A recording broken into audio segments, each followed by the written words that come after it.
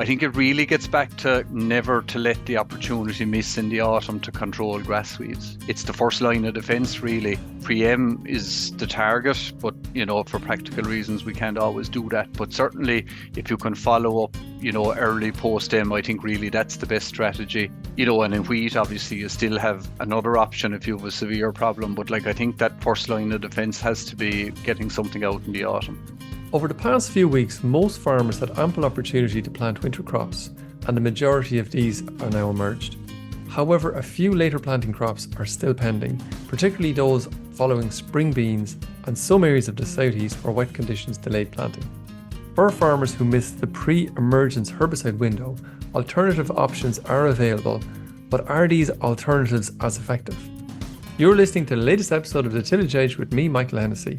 We would really appreciate it if you could listen, follow, and give us a review on Apple or Spotify or wherever you get your podcasts from. Post-emergence herbicides can be useful, though they may not be as effective as pre-emerge applications, especially considering the likelihood of resistant weeds in a field.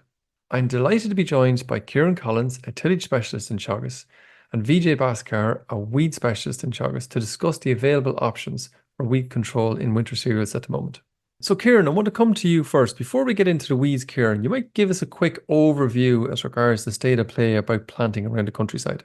Yeah, Michael, I suppose we're grateful, really. I mean, we've had two very rough Octobers, and this year we've got a good chance to get winter cereals in the ground, and in fairness, farmers have kind of responded to that. Maybe with some earlier sowing even as well. I suppose most areas or most farmers are thereabouts with what they want to plant. Maybe one exception, maybe kind of south Wexford, there appears to be just ground slower to dry out. It appears that they got a bit more rain than other parts. In terms of area wise, I'd say wheat, we're kind of back to what we might call near enough to a normal, I'd say. Like our high years there, 19 and 22, we were up on 60,000 hectares, and that dipped down last year to about 40. And then we'd an increase this year then of maize, beans, and then that potatoes are being dug at the moment. So there's good opportunities to get that planted as well. So I'd expect wheat is going to come up to near normal, maybe not quite the highs of 19 and 22, would maybe look certainly north of 50,000 hectares, maybe 55 at kind of a guess. I think the winter barley, Michael, is a different story. I mean, we'd some really big years of winter barley. 19, we'd up to 82,000 hectares. 22, we're up to some 73. Dropped away last year to 43. It was very difficult to plant winter barley last year. Definitely we're back up, certainly probably over 50. However, I think there's maybe, whether it's malting barley or maybe the performance of winter barley or a combination of both, but there certainly isn't the same appetite to plant winter barley as there would have been in the past. So look, maybe somewhere north of 50,000 hectares, I would estimate at the moment anyway. But look, there's still sowing going on too, in fairness. And you'd expect oats to be somewhere near normal, Ciaran, would you? Yeah, look, the good years or the dry years, the winter oat acreage tends to get into around 15,000 hectares, and you'd expect that to happen this year from reports from the trade that there's good demand for oat seed at the moment anyway. Okay. So for all of those crops, I mean, there's, as you say, there's been a fantastic time to get them in. Most farmers will probably have them rolled, I suppose, as well, given the conditions that were there. And quite a lot of pre-emergence herbicides have been applied. Any indications, Ciaran, of how well or not that those herbicides have worked?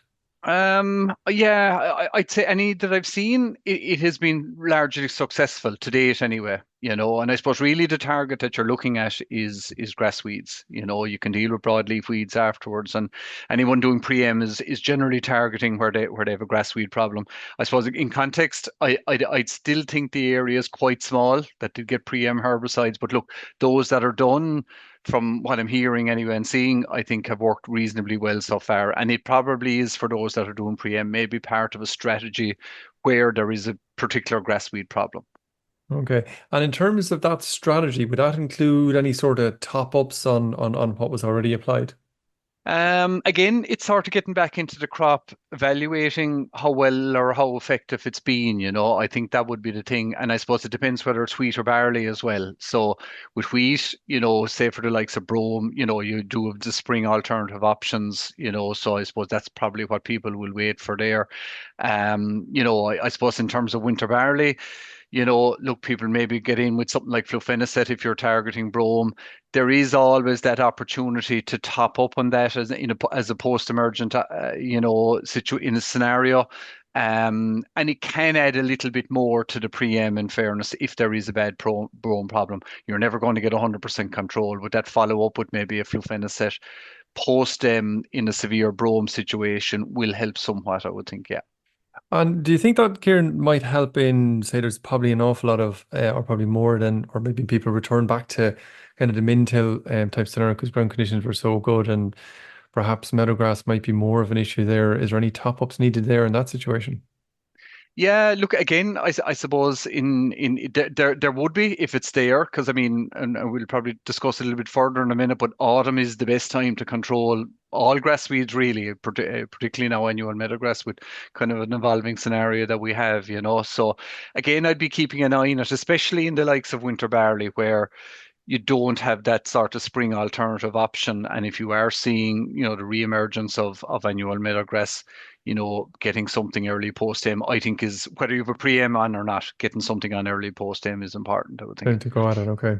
PJ, I just want to bring you in there just in terms of that meadowgrass scenario. I know you've been looking at quite a lot of grassweed species for herbicide resistance, but you have looked quite a bit at annual meadowgrass over the last year or so. What are you finding out there? So, Michael, from 2021 to 2024, we have tested 20 resistant suspect samples of meadow grasses, mainly annual meadowgrass, but also some rough-stock meadowgrass. And we have found 18 to be resistant to Pacifica. The resistant populations came from mostly from Dublin, Louth, Meath, Cork. It's all main tillage regions. Um, it is important to know that all population of annual meadowgrass possess natural tolerance to ACKs herbicides such as axial, falcon, and stratus due to naturally inherited mutations. But despite these trait, Centurion Max, which has a clethodim active and used in oilseed rape situation, still offers effective control. But in contrast, Michael, a rough stock meadowgrass, the control is not usually listed on the product label. I suppose Foxtrot would control. That's the only product I suppose, and Foxtrot and maybe Pacifica claim on their label. But in general, what we found in the glasshouse is that all tested ACKs herbicides, the likes of Axial, Falcon, Foxtrot, or Stratus, and Centurion, they're all effective but recommended rates. But I suppose, Michael, unlike like a blackgrass or Italian ryegrass, meadow grasses are widespread, and we have no idea if this figure of 90% resistance detected from suspect sample is it exaggerated or if it's a national figure. To find out, I suppose we need more samples for testing. And in the scenario where the samples that you got in, they were suspected of being resistant in the first place. You might describe to me how a farmer or an advisor who was working on that farm or field, how they or why they suspected that particular population had some resistance in it. I suppose, Michael, most of the resistant meadowgrass have occurred in fields that have only used one spray application of a broad spectrum product such as Pacifica for spring grass weed control in winter wheat. So the farmer or the advisor, the continuous use might resulted in ineffective control, and the situation is once the continuous use of Pacifica is not only making the resistant population, not only causing resistance to Pacifica, but also it selects resistance or cross resistance to non to other SUs like monolith or Alistair, but also for non SUs like Broadway. Okay, so it creates a much bigger problem really out there in a general sense. Ciaran, just to bring you back in there, based on that information, where a farmer it might have it either tested with VJ or he might suspect it anyway. What is the best strategy of the farmer maybe to prevent the spread of that resistant population? Yeah, I think just following up what Vijay said, like some of those resistant populations that turned up last year was purely a symptom of growers not being able to get in last autumn. And then obviously they had to rely on the likes of Pacific or Monolith or some of those SUs in the spring. and then that's where the issues arose. So I think it really gets back to kind of what we were saying earlier, never to let the opportunity miss in the autumn to control grass weeds. It's the first line of defense really. Pre-em is the target, but for practical reasons we can't always do that. But certainly if you can follow up, early post-em, I think really that's the best strategy. And in wheat, obviously, you still have another option if you have a severe problem. But I think that first line of defense has to be getting something out in the autumn. Vijay, from what you understand, is there any issues with a pre-emerge working effectively on those populations that are resistant to the likes of Pacifica that you found? So, Michael, I have done some limited study, and what we found out is that the likes of stacked residual actives like Firebird Met or Firebird, for instance, with any flufenicate-based product at a label rate, they would easily kill resistant meadow grasses. Pendimethalin does a much better job, and compared to Defy on its own. So I would say flufenicate followed by pendimethalin and then prosulfocarb. But I suppose it has to be stacked to get a maximum control than using a single active. Okay. And Ciaran, just to bring you back in there, just in terms of those, the various different herbicides you can use kind of for pre-emergence, the ship might have sailed maybe for some of the crops out there. In terms of a post-emergence herbicide, what's the options that are available there that's going to be most effective on those grass weeds?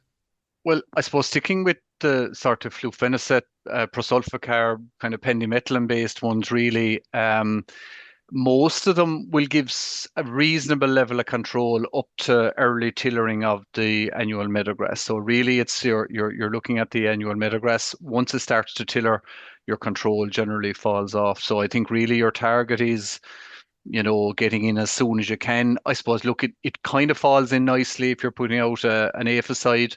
At that 2 to 3 leaf stage, your meadowgrass, will be a stage or two behind the crop normally. So, you'll still get reasonably good control of meadowgrass at that stage. So a farmer doesn't necessarily have to rush in as soon as they can see the tram lines. They can wait, for I suppose maybe 2 weeks until you get to that 2 leaf stage. You could really, now look, earlier is better, and I suppose just to say the word of caution, that sort of peri-emergence, we've had little bits of issues there on and off from time to time, when the plant is just emerging. So I suppose waiting for everything to be up ideally, but it will sort of fall in with the aphicide really for a lot of people, I think. Okay, and is there any issues there, Ciaran, in terms of the post-emerge herbicides being a little bit hard on crops or, overlaps or that kind of thing? It can be. Again, like I mentioned, that sort of peri-emergence, but also, particularly with the likes of, say, flufenicet, where you've overlaps, particularly in barley. So there would be a reduced rate normally in barley. So take something like Firebird Met, I suppose to be commonly used product. 0.5 would be the max allowed rate there, say that you'd use on barley, whereas you could use a litre there in wheat. So again, I think just be careful of overlaps. Also be careful of applying immediately ahead of heavy rain, because you do get that gets washed down through the profile that little bit quicker. So no, it's only a matter of hours really, but just don't apply just immediately ahead of heavy rain. I think it'd be good advice as well. Okay. And I suppose the final one, you kind of did mention it in passing there, Ciaran.